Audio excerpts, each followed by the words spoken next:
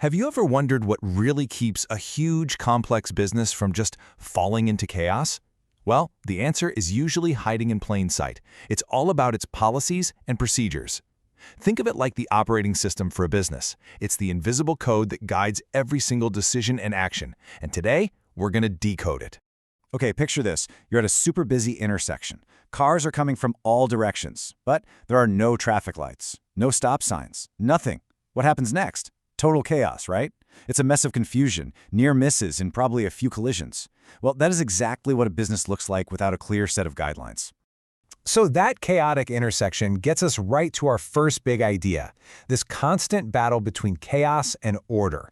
We're going to explore why a clear rulebook isn't just a nice-to-have. It's the essential tool that turns all that potential chaos into a business that actually works. Now I know what you might be thinking. Oh, great. Bureaucracy and red tape. But it's not about that at all. It's really about creating a shared understanding. You know, when everyone on the team knows the rules of the road, the entire organization can move forward together. It helps you avoid all that confusion and, yeah, some serious legal risks that pop up when people are just making it up as they go. All right, so how do you actually build this framework? Well, it all comes down to understanding its two key pillars. So let's break down the crucial difference between a policy and a procedure. The relationship between these two is actually pretty simple, but it's incredibly powerful.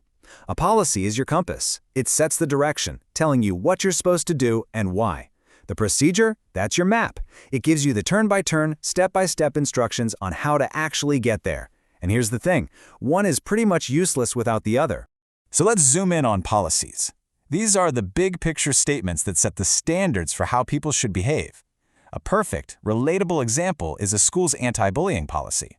It defines what bullying is, states flat out that the school will not tolerate it, and it outlines the general approach for dealing with it. It's that main guiding principle. Procedures are what make those principles real. So if your policy says, we handle all customer complaints fairly, the procedure is the instruction manual for that. It gives an employee the exact step-by-step actions to follow, making sure every single complaint is handled consistently every single time.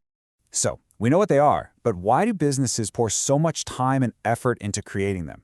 It really boils down to three huge goals: building consistency, shaping the workplace culture, and ensuring compliance. And having this framework brings some major benefits. It creates stability, which is especially important as a business grows. It helps build a positive culture where everyone knows what's expected of them.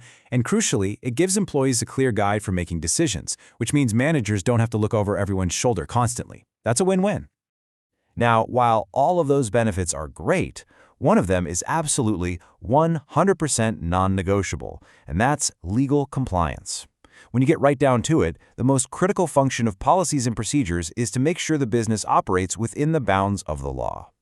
And the law touches on pretty much every part of a business. We're talking about everything from health and safety on the job, to consumer protection, to data privacy. For instance, in Victoria, Australia, the Equal Opportunity Act of 2010 legally requires businesses to have policies that actively work to eliminate discrimination and harassment.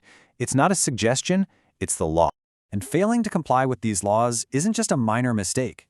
The consequences can be really severe, hitting a business's finances, its reputation, and even the personal freedom of its leaders. I mean, just look at what's at stake. We're talking about huge fines that can eat right into your profits.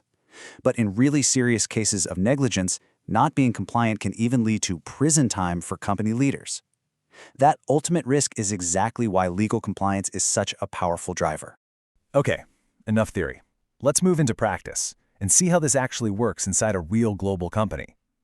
We're going to take a look at the diversity and equal opportunity policy from the logistics giant Toll Holdings.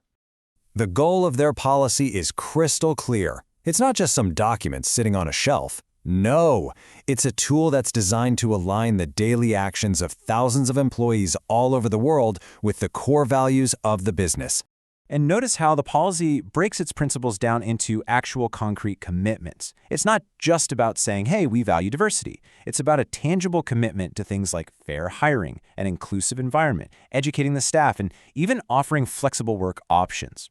These are the kinds of actions that attract and keep top talent, which enhances the company's reputation and its competitive edge. And on the flip side, the policy is just as clear about what isn't acceptable.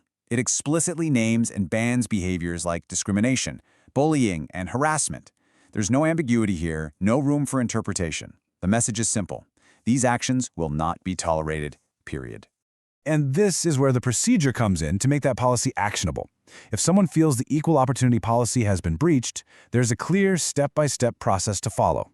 It details exactly how a complaint is recorded, how it's investigated, how support is provided, and what disciplinary actions, from a formal warning all the way to dismissal, will be taken if the complaint is proven to be true.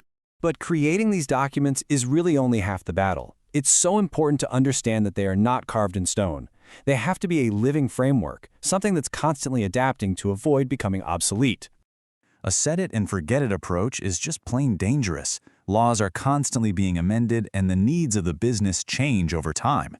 A policy that was perfect 5 years ago might be totally irrelevant today. Or even worse, it could be out of compliance with the law. This is why the best businesses use a continuous review cycle. It's not a one-time project. It starts with analyzing your current policies to find the gaps. From there, you consult with people, draft the updated documents, and then you implement the changes with proper training. Finally, you monitor the results, and then you begin the cycle all over again. It's an ongoing process of refinement. But it's also really important to remember what these documents can't do. Policies give you the rules, but they don't replace human judgment. You still need skilled, thoughtful managers to interpret the guidelines, apply them with a bit of wisdom, and effectively lead their teams. So, that brings us to our final thought. We know that policies set the broad direction and procedures give us the specific steps. But in a world that's changing faster than ever, what happens when a genuinely new situation comes up? One that doesn't neatly fit any existing procedure and maybe even challenges the core principles of a policy? Something to think about.